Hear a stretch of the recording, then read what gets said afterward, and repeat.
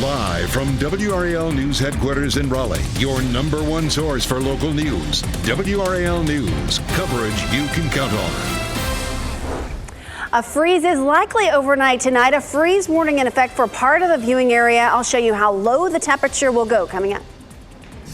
Plus, sports fans could be able to place legal bets on games in our state. Coming up, the latest measure lawmakers hope will make it through the state legislature.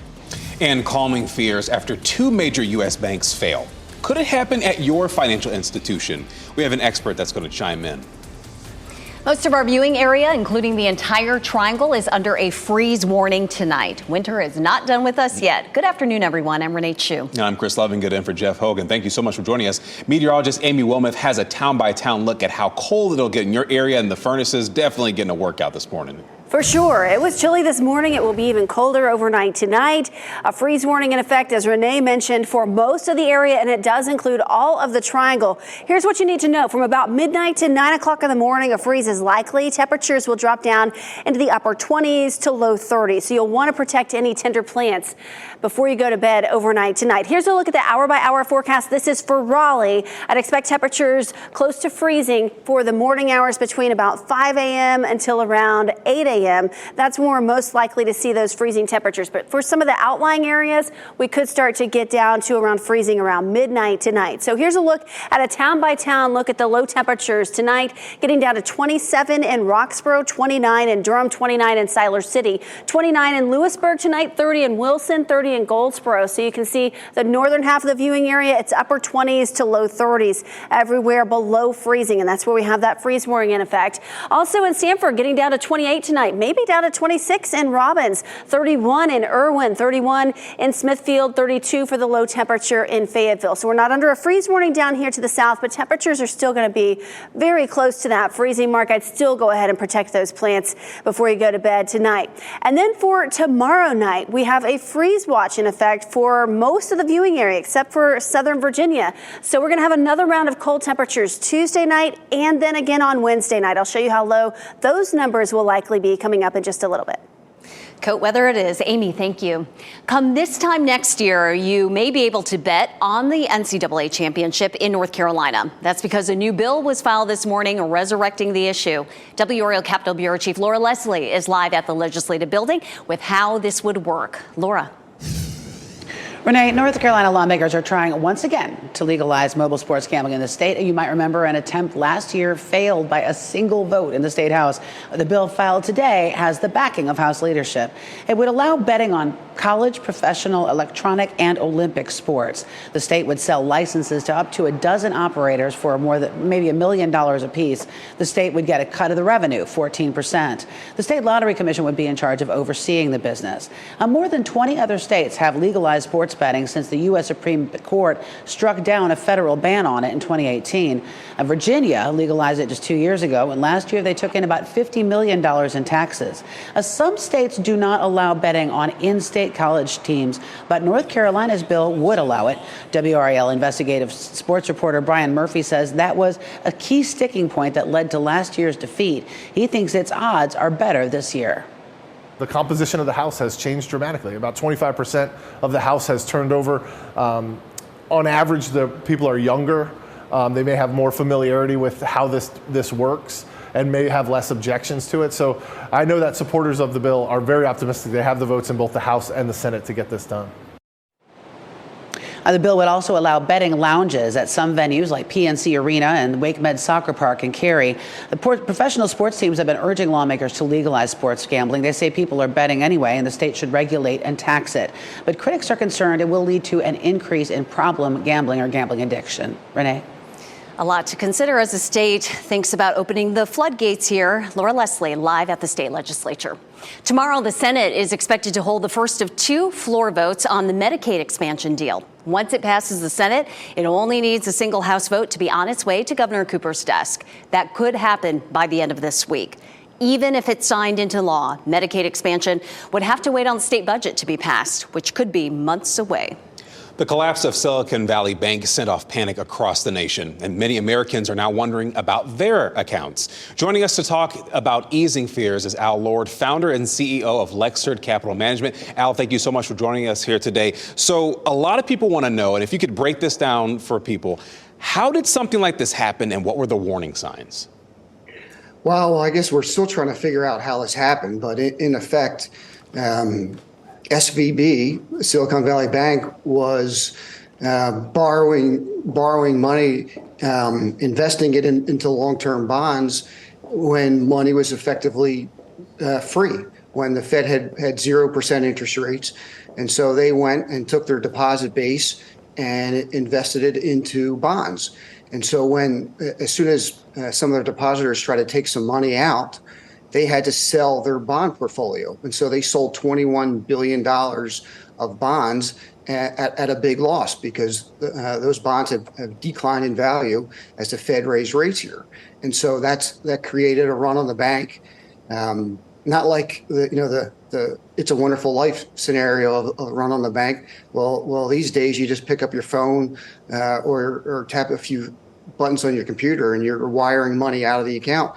And so they had a run on the bank. They didn't have enough money to pay all their depositors withdrawing it. And then the FDIC had to step in and nationalize the bank, take over the weekend. And took control. And it's worth noting that the CEO, or rather former CEO, Greg Becker, actually sold, $3.6 million in stocks. So definitely wanted to make that point. So what can the government do to prevent more chaos? Because President Biden just said today that his administration is working to prevent something like this happening again.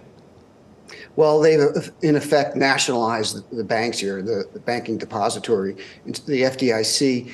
We had gone from $100,000 deposit insurance to $250,000, and so we're right now at $250,000. Well, SVB, 93% of their deposit base had over $250,000. So the Fed and the Treasury and the administration have stepped in and nationalized all this. So where this all shakes out down the road is there's going to be a lot of hand-wringing and finger-pointing and issues to work out.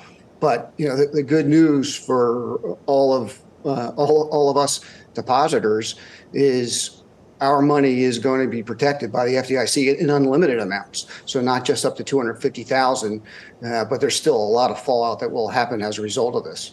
Al Lord, founder and CEO of Lexard Capital Management, thank you so much for joining us here today. Hopefully someone gained some information from what you just talked about. Thank you. And stocks are on a tear right now as investors bet all the attention on Silicon Valley Bank will get the Fed to back off rate hikes. Look at the Dow, up 249 points. S&P 500 in green territory, advancing 30 points, and NASDAQ also up 150 points. Unemployment rates remain steady across our state. Between December and January, more people got a job and fewer people are unemployed. The Commerce Department reports the unemployment rate was 3.8%, the same as December. Businesses like hotels and restaurants added the most workers in that time with about 5,000. The NCAA men's tournament bracket is set, and both Duke and NC State are headed to March Madness, but the UNC Tar Heels didn't make the cut. Carolina is now the first team to be ranked #1 in the preseason and not make a tournament since it expanded to the field of 64 in 1985. UNC also turned down an invitation to the NIT, so their season's over. The Blue Devils are fresh from their ACC championship win Saturday night. And the Wolfpack fell to Clemson in the quarterfinals. Number 5 seed Duke will play number 12 Oral Roberts on Thursday in Orlando, Florida. And then number 11 NC State will play number 6 Creighton on Friday in Denver. Meanwhile, all 3 ACC teams from the Triangle will be playing in the women's NCAA tournament. Duke is a 3 seed. The Blue Devils will host first and second round games at Cameron Indoor Stadium. Their first will be against 14 seed Iona on Saturday.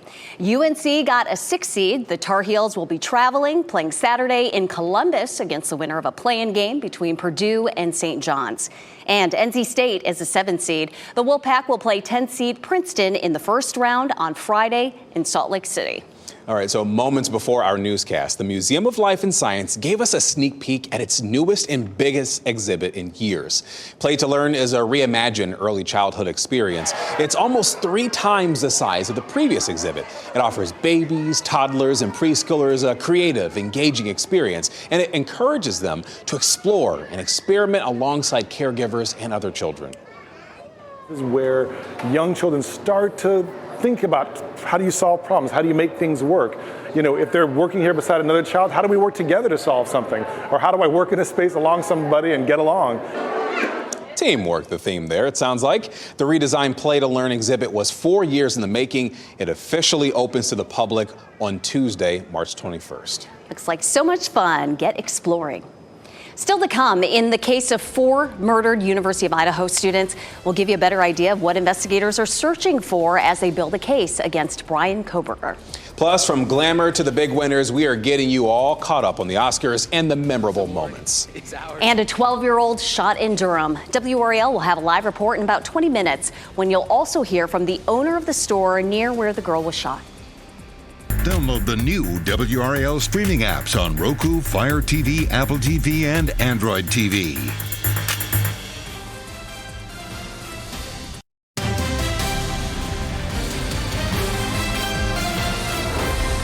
New information this noon in the murders of 4 University of Idaho students. New search warrants revealing the digital evidence investigators are looking for as they shore up their case against suspect Bryan Kohberger. NBC's Scotty Schwartz reports over 60 companies are now being ordered to turn over evidence.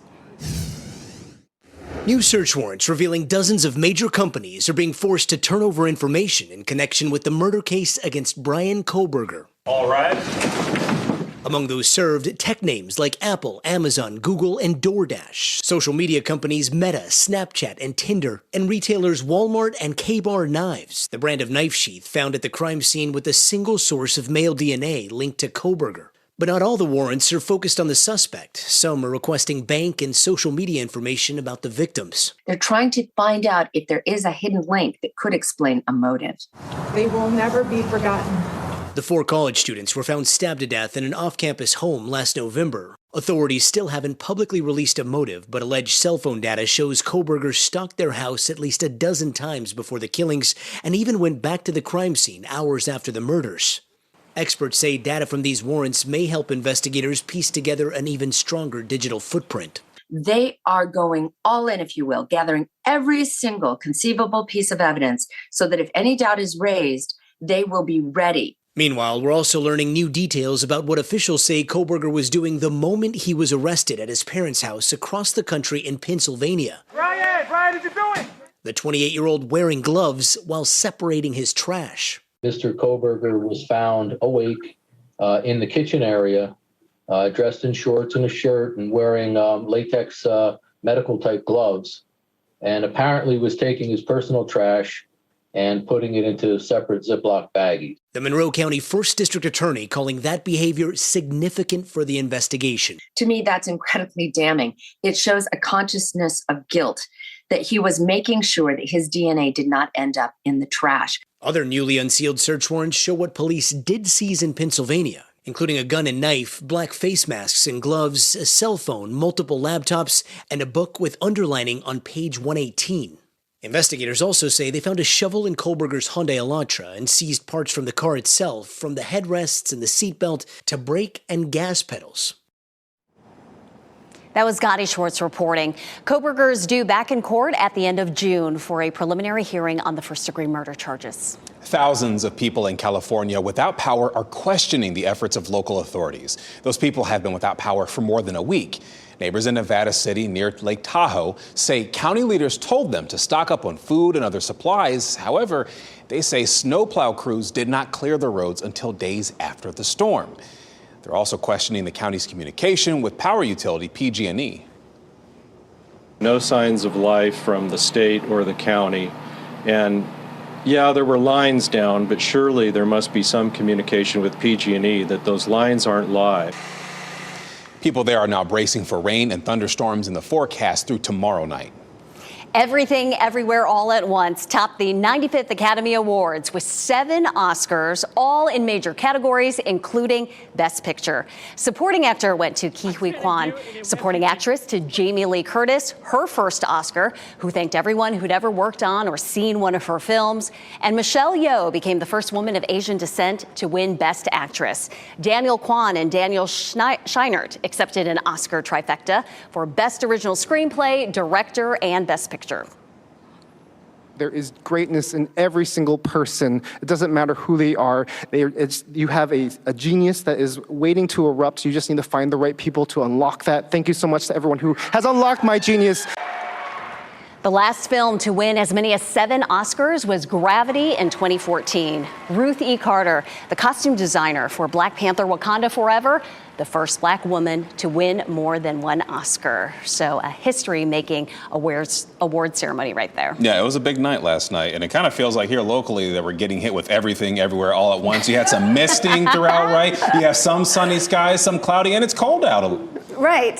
Luckily, we're kind of seeing some improvements here. We had that mist around this morning, a very gray start. So it was hard to believe when we were telling you, Peter was telling you the sun would come out. It's out in Durham, shining over the DBAP right now. In Goldsboro, we still have the cloud cover in place, but starting to see some sun here in Apex. This is Chapel Hill, a view from Top of the Hill Restaurant. We're seeing some blue sky and sunny skies there as well. So nice that we're clearing out after the kind of dreary start that we had with the mist and the drizzle around. You can really see this on the visible satellite imagery. It's the western and northwestern half of the viewing area where you can see the clouds are kind of departing, and we're seeing some breaks in many other locations as well. So we'll continue to see skies clear throughout the day today. Still chilly though. Temperatures are in the 40s. 47 right now in Raleigh. It's 47 in Fayetteville. 45 right now in Roxborough. But it's warmer right now compared to yesterday. Yesterday was rainy. We had the snow and the sleet in the morning. It was kind of a gross day. So at least we're improving with our temperature. It's still chilly, still cool, but we're climbing into the mid to upper 50s this afternoon. 57 in Raleigh and Durham, 59 the high in Fayetteville. This evening, if you're headed out, maybe your kid has practices outside, it is going to be chilly. Make sure they wear the warm gear because we'll be in the upper 40s by 7 o'clock, and 8 o'clock we'll be down into the mid 40s by 9 o'clock. It's dry, but it's chilly. And then overnight tonight, we'll get down to the 20s and 30s. We'll need the winter coats tomorrow morning.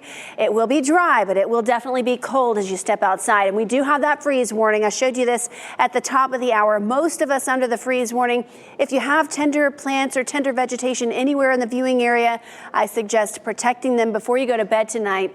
A freeze is likely with those temperatures in the upper 20s to low 30s. And it's not just tonight that we're concerned about with the freezing temperatures. Look at Wednesday morning, getting down to 30. We have a freeze watch for almost the entire viewing area for Wednesday morning. Thursday morning, we get down to about 32, but some of the outlying areas maybe getting down into the 20s. And then we start to see those numbers improve by Friday and Saturday. Tomorrow's going to be a cool day. We'll have mostly sunny skies, highs in the 40s and low 50s. So just keep that in mind.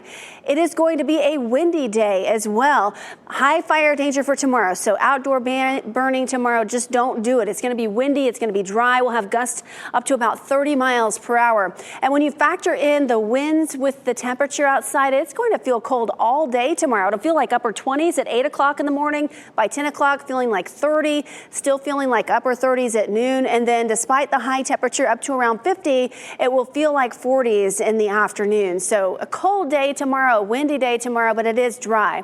We start to get a little bit milder Wednesday, sunny, and then 65 by Thursday. St. Patrick's Day looking good, 73, but then we have some rain for at least part of the weekend, and I'll walk you through that timeline coming up in the next half hour. You got the leprechaun doing the happy dance because it's going to be nice that day. All right, thanks, Amy.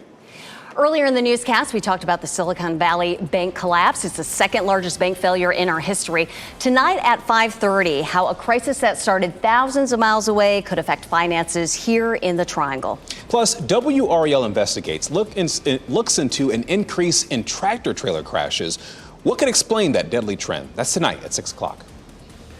And store owners welcome the return of in-store shopping, but there is one drawback: the rise in shoplifting and how businesses are trying to deter it. Plus, some homeowners moved during the pandemic, taking advantage of the market. Well, now some are having second thoughts. We'll tell you why in just a bit.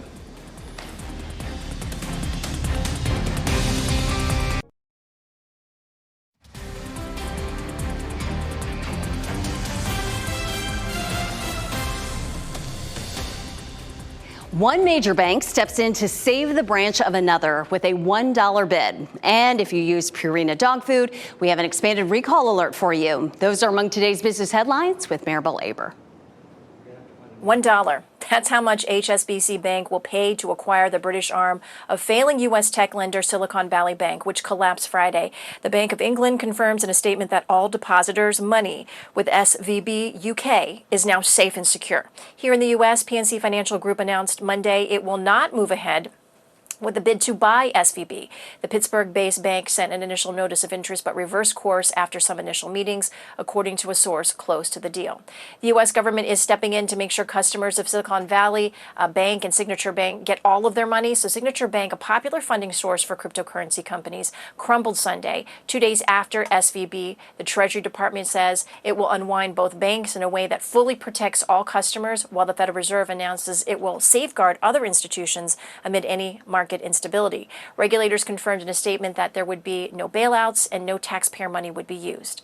Nestle Purina is expanding the voluntary recall of their prescription dog food that could cause vomiting and even kidney failure for the animals. The company and the FDA say some batches of Purina Pro Plan, veterinary diets, dry dog food have potentially higher levels of vitamin D, which can cause a toxic reaction in dogs. Everything from extreme thirst and excessive drooling to kidney dysfunction. Purina says anyone using the dog food should toss it immediately. Customers can visit Purina.com for a full recall and refund details. And those are your business headlines. I'm Maribel Aber at the NASDAQ Market Site. As more people return to shopping in stores, some retailers say shoplifting is on the rise, and that's hurting profits. One CEO says he believes an increase in organized retail crime in parts of the country also plays a role.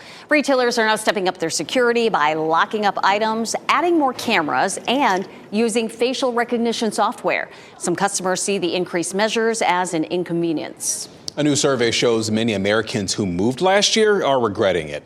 Real estate brokerage firm Home Bay found 75% of people who moved last year had regrets. 20% say they wish they moved to a larger place.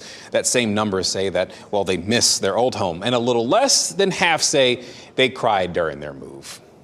The American dream is apparently beyond the reach of a lot of people who live in the Northeast. A new study from the financial company IPX 1031 shows many people in New York, Connecticut, and Massachusetts are tenants instead of homeowners. 71% of renters surveyed say they would like to own their own home, but, well, money issues, climbing interest rates, and debt load are holding them back. The rate of home ownership is the highest in the South and West. Demands for change in Durham after the latest shooting involving a 12-year-old girl. We'll hear from a business owner who says crime happens too often near his store. Plus, no one is above the law. President Biden says there will be accountability following the collapse of two major U.S. banks. We'll get you a look right now of the winning lottery numbers.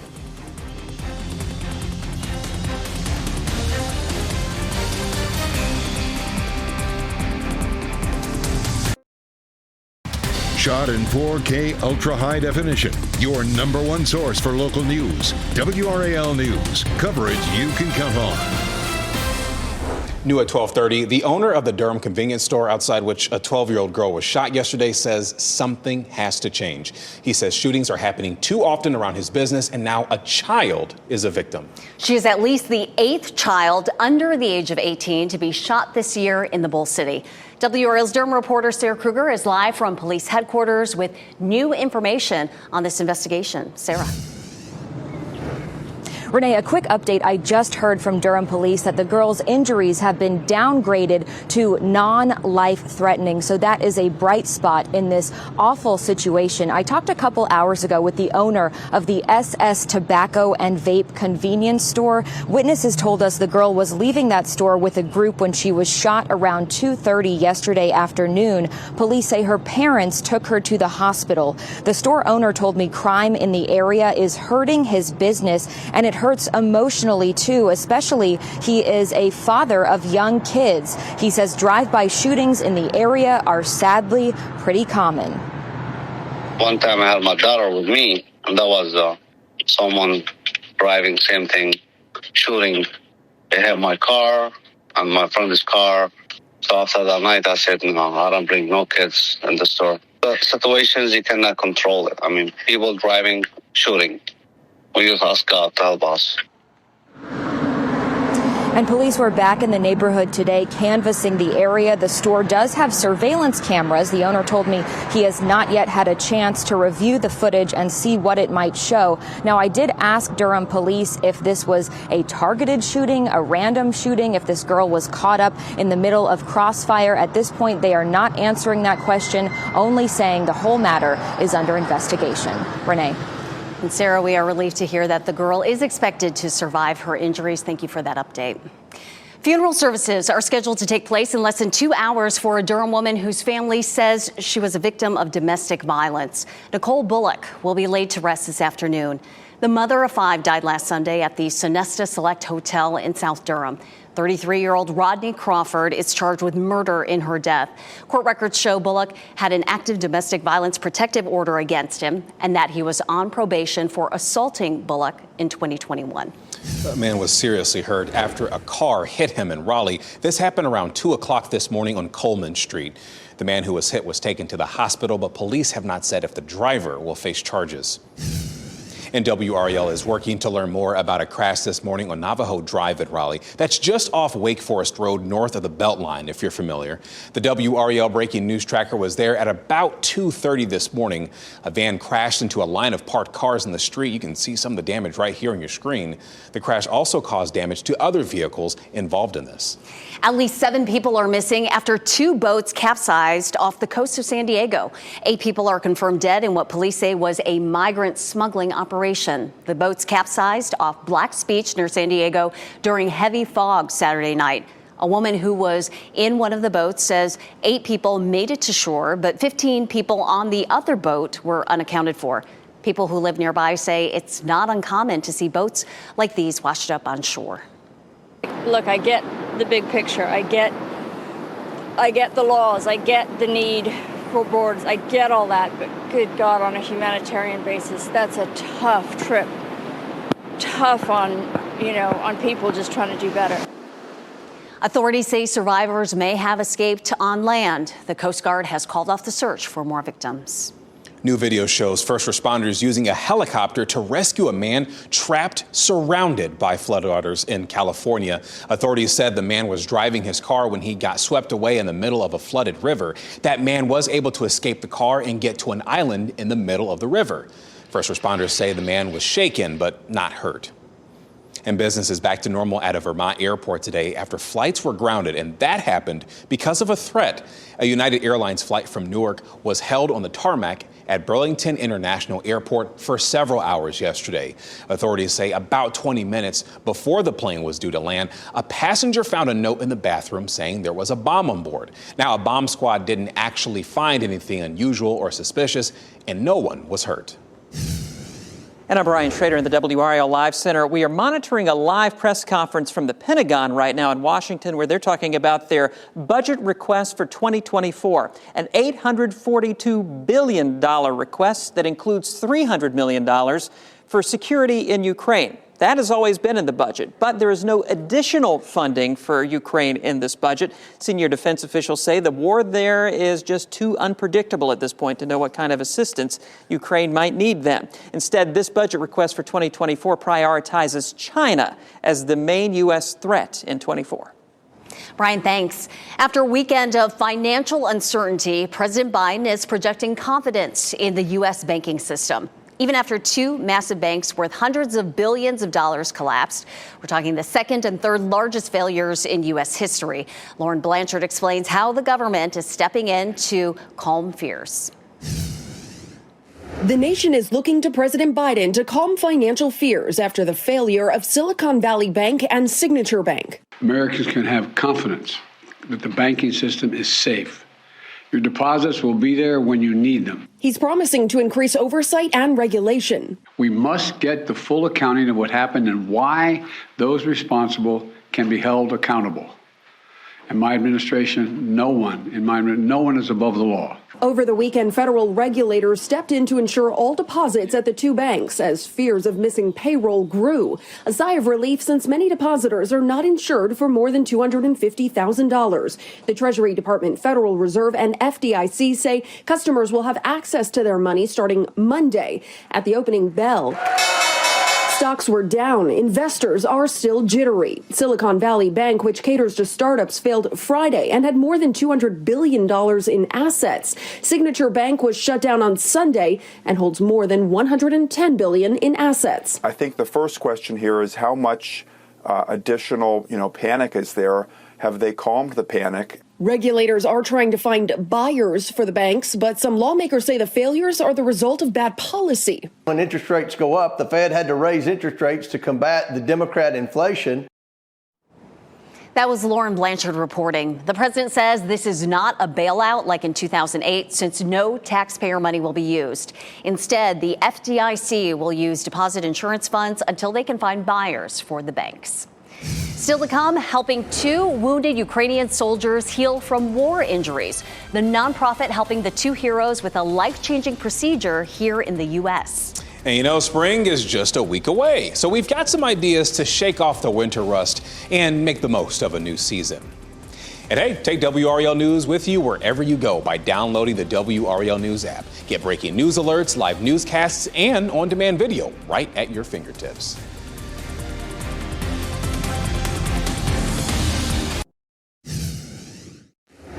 All right, our county-by-county coverage takes us to Person, Vance, and Sampson counties. We begin in Person County, where you have a chance to learn why Duke Energy is looking to raise rates. Duke Energy is asking North Carolina's utility regulators to raise electric rates 18.7% this year. That means a bill for $125 a month would go up to $141.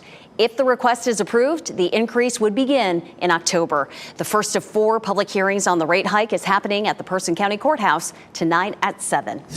Today, the Henderson City Council will hear from the town's police chief about how he plans to hire more officers. The chief says right now, 27% of his positions are open. He says he wants to raise starting salaries so that it's closer to Wake County or closer to surrounding agencies. The chief also wants to use the salary of one of the open positions and put it toward cameras to scan license plates, also known as flock cameras. Tonight's meeting is at 6 p.m. And in Sampson County, more than 200 addresses are going to need to change. County officials say this is because of construction in the area. Right now, there's a plan to rename roads and renumber addresses along the NC-24 corridor. When the state rebuilt that road, the changes caused some roads to not have names since certain parts of it were split into 2. Addresses affected include those on Roseboro Highway, Autry Highway, Dunn Road, and Stagecoach Lane. 2 wounded Ukrainian soldiers are scheduled to meet today with doctors in Seattle to continue their journey of healing. The soldiers received a big welcome at the airport from fellow Ukrainians.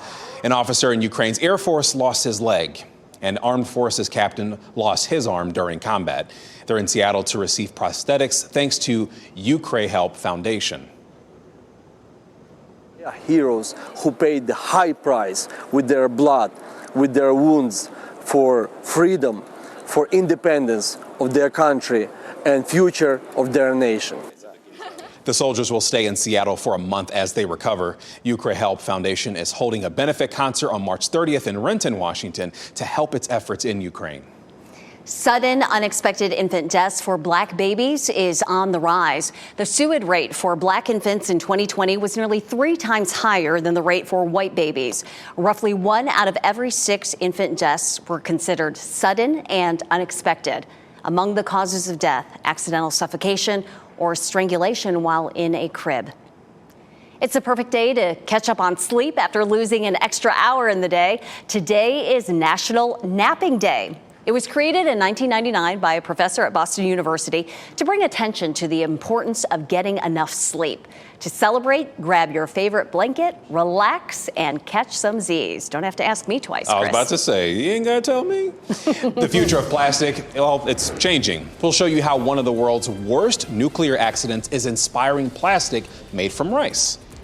And we've officially sprung forward, but is your mood on pause? After the break, A psychologist offers ways to get out of that winter rut and enjoy the extra sunshine.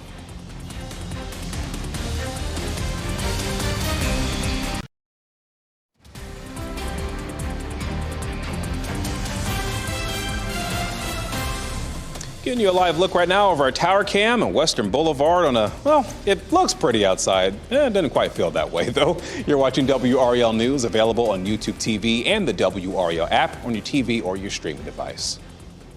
This weekend marks 12 years since the earthquake and tsunami in Japan that caused the nuclear power plant in Fukushima to melt down. Now, the tragedy sent nuclear contamination across surrounding cities.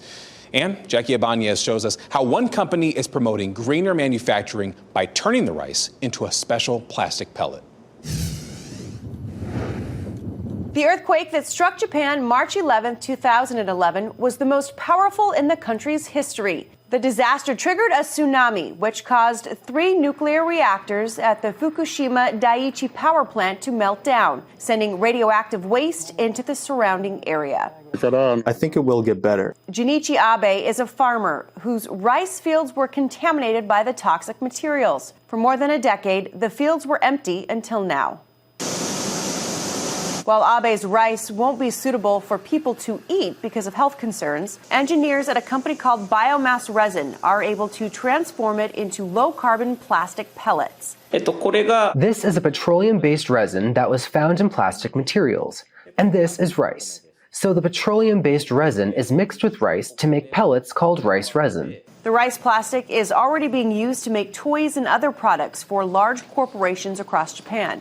Biomass Resin also recently opened a factory near the Fukushima nuclear reactor. They hope it will inspire some of the thousands of people who haven't returned to the area since the disaster to move back. If there are no jobs, then there isn't an environment for people to come back.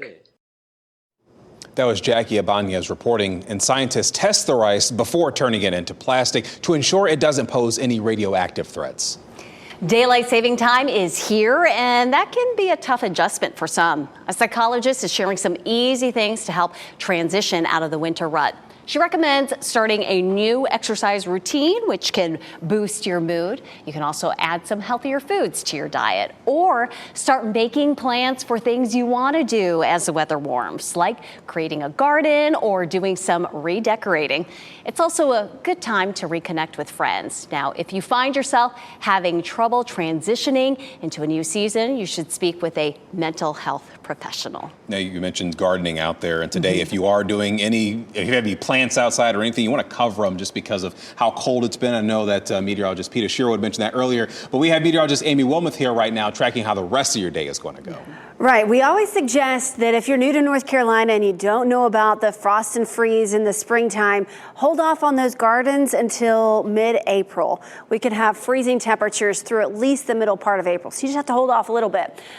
Seeing some improvements here on a lot of our sky cams, especially across the western half of the viewing area, starting to see some sun mixing in with the clouds. So that's nice to see after the gloom that we had yesterday. Certainly a gloomy start today as well. So we're starting to see some peaks of sun, but it's still chilly with temperatures mainly in the 40s. We have one location showing up in the 50s, though, Rocky Mount, 51 degrees with partly sunny skies there today. The hour-by-hour forecast for today, we still think the temperature will climb into the mid to upper 50s this afternoon, pretty close to normal for this time of year. But once that sun sets, the temperature will drop and we'll be in the 30s by midnight tonight. And we do expect a widespread freeze tonight. We'll likely get down to around 31 in Raleigh, but some of the outlying areas could drop down into the upper 20s tonight. Wednesday morning, another cold morning. We have a freeze watch in effect for almost the entire viewing area for Wednesday morning. Our low down to 30. Thursday still close to freezing, but we see those numbers start to go up by Friday and Saturday. We should be out of the freeze warning time period, but for the next few mornings, we have to watch those numbers carefully. We do have some cold air settling in overnight tonight into Tuesday morning. It is going to be cold stepping outside tomorrow morning.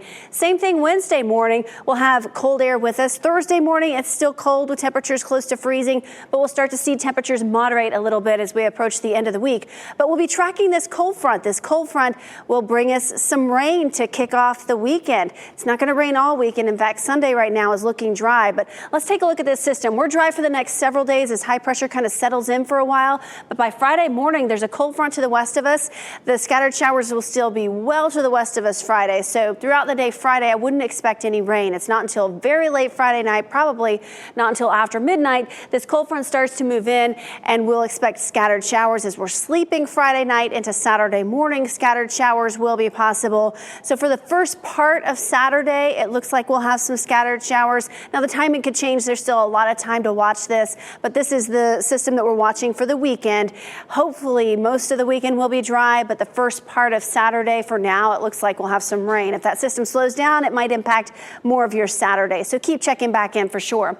The big story in the next few days is going to be the cold morning low temperatures for the next 3 nights.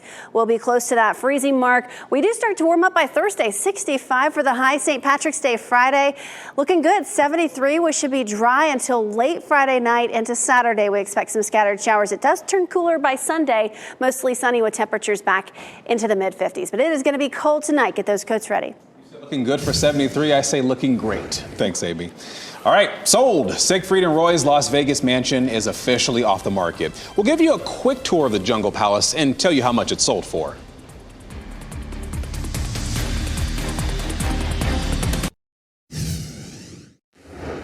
As we wrap things up, here's a look at a few of the headlines we're following today. Come this time next year, you may be able to place bets on the NCAA championship in North Carolina. That's because a new bill was filed this morning, and that bill would allow betting on college, professional, electronic, and Olympic sports. Our NC Capitol team will continue to track this legislation. And tomorrow, the state Senate is expected to hold the first of 2 floor votes on the Medicaid expansion deal. Now, once it passes the Senate, it only needs a single House vote to be on its way to Governor Roy Cooper's desk, and that could happen by the end of this week. Now, even if it's signed into law, Medicaid expansion would have to wait on the state budget to be passed, which could be months away. The NCAA men's tournament bracket is set, and both Duke and NC State are going dancing. The UNC Tar Heels did not make the cut. Number 5 seed Duke will play number 12 Oral Roberts on Thursday in Orlando. And number 11 NC State will play number 6 Creighton on Friday in Denver. We'll have coverage of both games all week with reporters at both games. And it's a new record at the box office for Scream 6. That movie made about $45 million this weekend, the most ever in the first weekend for a Scream movie. Creed 3 was second at the box office this weekend, making more than $27 million. It has now earned more than $100 million in its first 2 weeks. Carhartt and the National Park Foundation hope to motivate workers to break away from traditional careers. A new campaign highlights outdoor alternative workspaces. The Billboard series display office job props against a backdrop of national parks. Can't beat that office view. The campaign was launched after a recent online poll found that 48% of Gen Zers and millennials would rather work outdoors instead of a traditional office space. Our pet of the day comes to us from Love Mutts Rescue. King here is 14 months old, 51 pounds. He's been with small children, dogs, and a cat since he was 8 weeks old. He is house and crate trained and loves toddlers. King has puppy energy, but calms down when told. He also knows to leave things alone that aren't his. King would love an active family who will play with him and take him for walks. So if you're interested in King or any other pet, contact Love Mutts Rescue.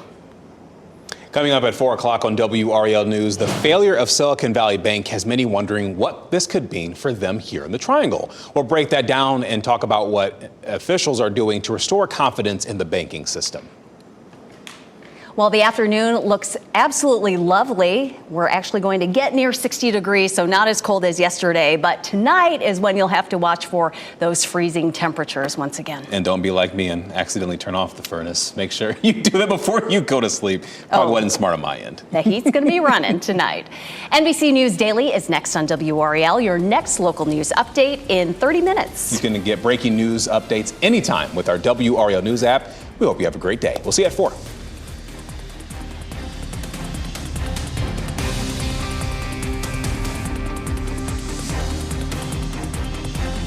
Keep watching WRAL News over the air Channel 34 and Spectrum Channel 1257.